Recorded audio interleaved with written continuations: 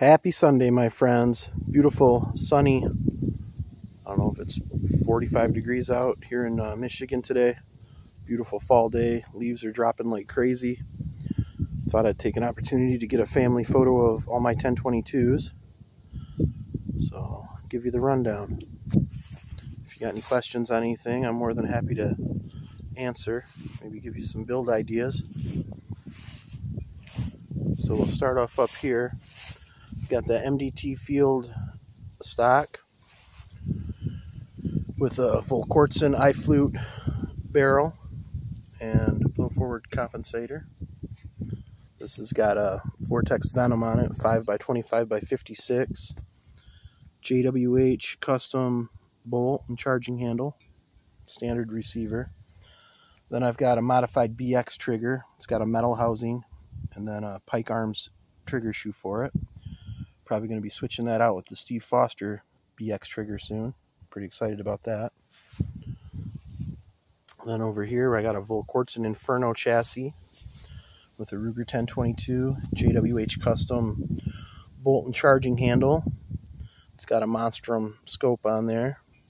Not the best scope, but got to use what I got. And then this one's got the Snake Flute barrel from Volquartsen on it. And this is a sporter chamber, so it's not the most accurate, but it'll spew them out. This one's also a BX trigger, except I used a Brimstone kit to get their flat face, and then it's got an internal trigger return spring instead of that little one that's in the back normally. So it's alright.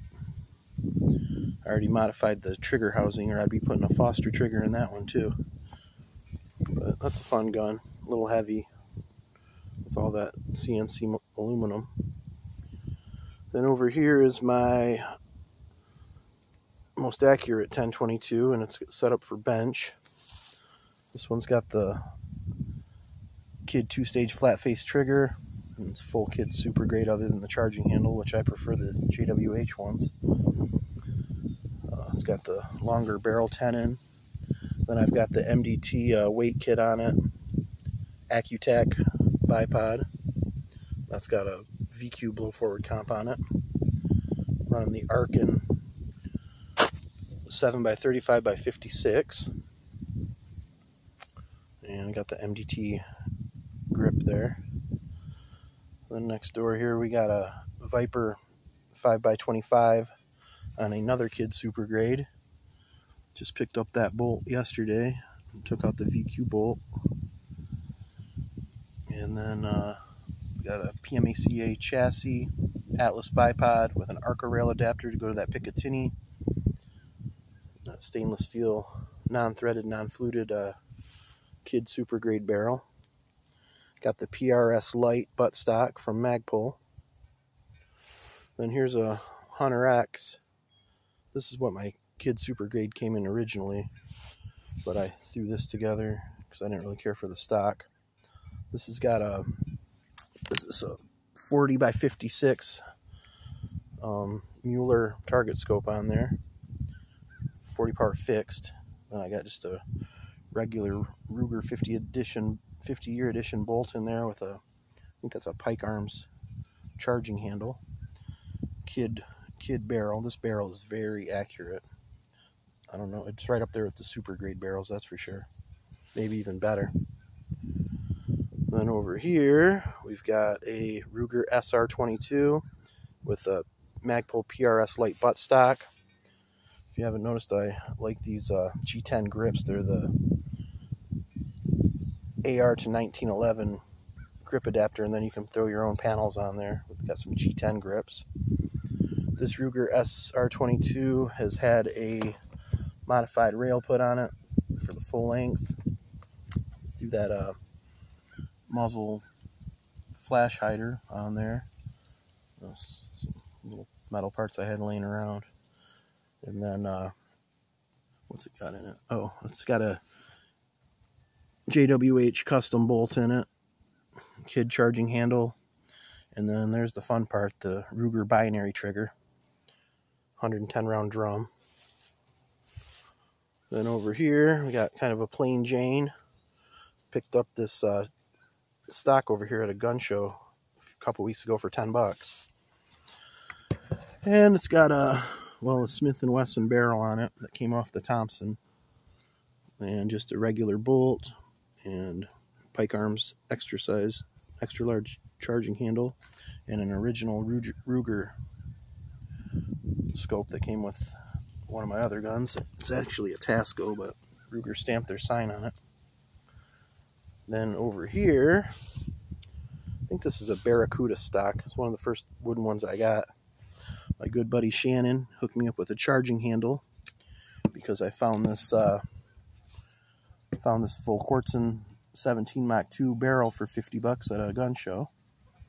It's got a Ruger. We got a Vortex Crossfire on there, 4x12 by 44. That thing shoots great. That tungsten heavy handle keeps it going because you're supposed to have a heavier bolt, but I didn't have it, so Shannon hooked me up with that charging handle. Then next door we got Tactical Solutions. I forgot what the heck these stocks are called, but anyhow, got a Whistle Pig barrel in there. That Whistle Pig barrel has a built-in compensator on it. I don't know if you can see that or not. Threw an old Bushnell banner on here, 1.5-4. Nice clear little scope. It's got the Smith & Wesson bolt in it, and then a JWH charging handle, and a what do we got here? Tandem cross release, and a Volquartsen trigger group inside, and that's just a regular Ruger polymer trigger housing. Then we got, these are called the Vantage. Now I remember. This one, it's a little more red than what the picture's showing here, but that's a Tactical Solutions stock. Got a JWH custom spider bolt in there, tandem cross handle, Sig Romeo 5 red dot. That's in Brownell's railed receiver. And then I've got a Tactical Solutions X-ring barrel on there, nice and light. Tandem cross trigger and release, mag release there. And then over here we have a Ruger 1022 Magnum that I tricked out. It's got the Magpul PRS-3 buttstock on there. Got a Crossfire 3x9x50 with the illuminated reticle. There's my grips I like, the Pierce AR to 1911, and then some grip panels. This guy's got a metal trigger housing with a Volquartsen upgrade, and then I think that's a Ruger brand mag release. This is sitting in an Enoch Industries Deep 6, which has a 1913 rail on the back, but that's an adapter to it, a buffer tube. And look at that big old handle on that sucker, because that's a tungsten bolt. Yep, so it's in the Deep 6 chassis, and then it's got a Butler Creek carbon fiber barrel on this guy. And I was lucky enough to find this adapter to put a Picatinny rail on it, because it's normally just dovetail mounts.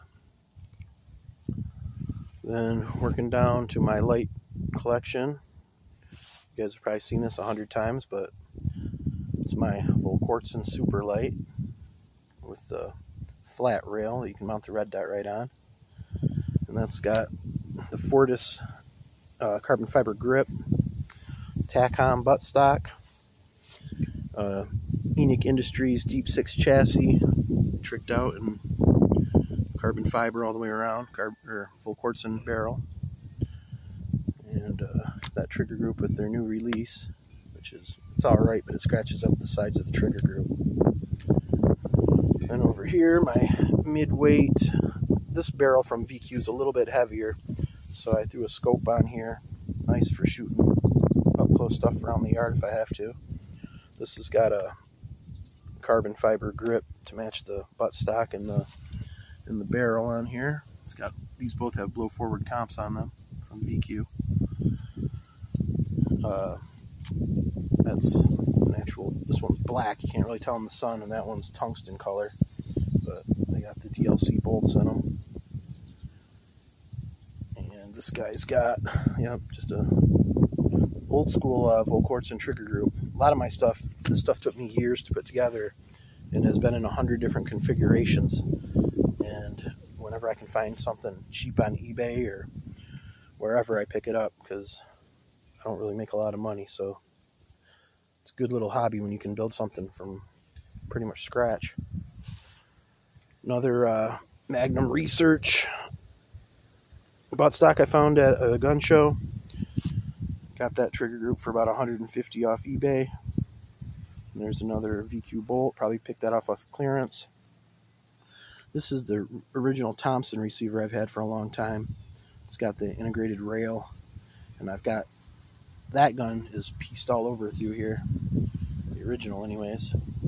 Picked up a Citron little scope for this guy, nice and light. And then this is the barrel I picked up off a buddy on Facebook the other day. I really enjoy it. He gave me a good deal. And then finally, we got my charger here. This isn't too decked out because I stole a lot of parts off it because I don't shoot it as much as the other ones. So it's got a regular Ruger bolt in it that I blued black.